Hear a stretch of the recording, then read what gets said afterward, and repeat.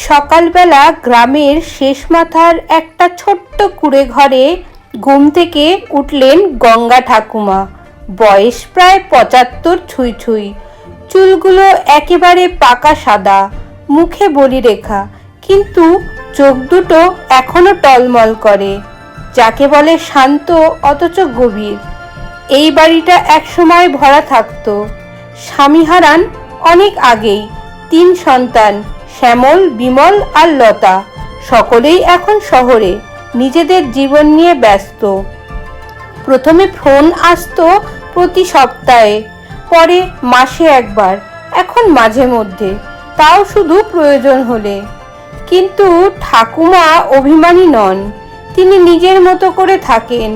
উঠোন ঝাড় দেন, গাছে জল দেন, আর প্রতিদিন ভাত খাওয়ানোর সময় ডাকেন টিকলি পাখিকে।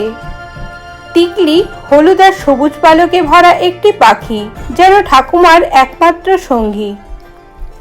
এক সন্ধ্যায় ঠাকুমা বারান্দায় বসে পুরনো অ্যালবাম খুলে বসেন। সেখানে কয়েকটা ছবি, স্বামীর সঙ্গে নদীর পাড়ে, ছেলে মেয়ের সঙ্গে প্রথম স্কুলে যাওয়া, পুকুর পাড়ে পিকনিক, সব যেন স্বপ্ন। একটা ছবি ধরে তিনি ফিসফিস করে বলেন, এই যে দেখছিস টিকলি, এখানে তোকে কেউ জানতো না, এখন তুই শুধু জানিস আমার গল্প। সেই রাতে হঠাৎ ঠাকুমার বুক ব্যথা করে, ওষুধ খেয়ে শুয়ে পড়েন। কিন্তু তখন একটা ভাবনা মাথায় ঘুরতে থাকে, আমার জীবনের মানে কি, আমি কি রেখে যাচ্ছি। পরদিন ভোরবেলা ঠাকুমা তার পুরনো ডায়েরি বার করেন, কলম হাতে নেন এবং শুরু করেন লেখা তার জীবনের শেষ বার্তা। তিনি ঠিক করেন শুধু সন্তানদের জন্য নয়, এই চিঠি সমস্ত গ্রামের মানুষের জন্য। তিনি লেখেন, আমি গঙ্গা, একজন মায়ের মতো, দিদির মতো, পিসির মতো নারী, যিনি ভালোবেসেছিল, অপেক্ষা করেছিল আর শেষমেশ একা থেকেছে। তুমি যখন তোমার কাজ নিয়ে ব্যস্ত থাকবে, মনে রেখো কোনো এক কোণে হয়তো একজন অপেক্ষা করছে শুধু তোমার একবার ফোন কলের জন্য।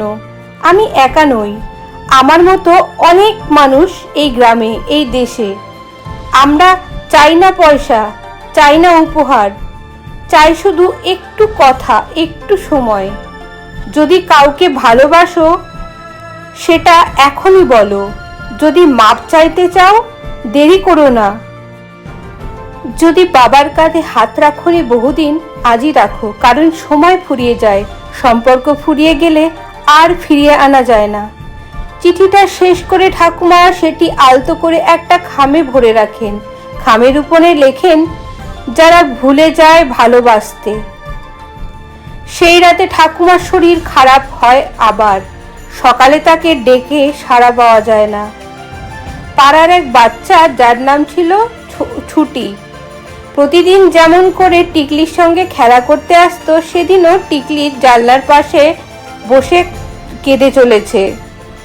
ছুটি ছুটে গিয়ে গ্রামবাসীদের ডাকে, সবাই ছুটে আসেন। খবর যায় শহরে, ছেলেমেয়েরা আসে, কিন্তু তখন অনেক দেরি। ঠাকুমার বিছানার পাশে খামে রাখা সেই চিঠিটা পড়ে গ্রামের স্কুলের মাস্টার মশাই। তারপর সেটি স্কুলে, চায়ের দোকানে, মন্দিরে, সর্বত্র পড়ে শোনানো হয়। চিঠিটা যেন আগুন ছড়িয়ে দেয়। সবাই ভাবতে বাধ্য হয়, আমি কি আমার বাবা মায়ের খেয়াল রাখছি? আমি কি আজ আমার দাদু ঠাকুমাকে সময় দিচ্ছি? গ্রামে অনেক ছেলে মেয়ে যারা বহুদিন ঘরে ফোন করেনি, সেই রাতে ফোন করে। কারো চোখে জল, কারো গলায় কান্না। অনেকে শহর থেকে ফিরে আসে বৃদ্ধ বাবা মায়ের কাছে। 1 বছর পরে গ্রামের কেন্দ্রস্থলে তৈরি হয় এক নতুন প্রবীণ আশ্রম।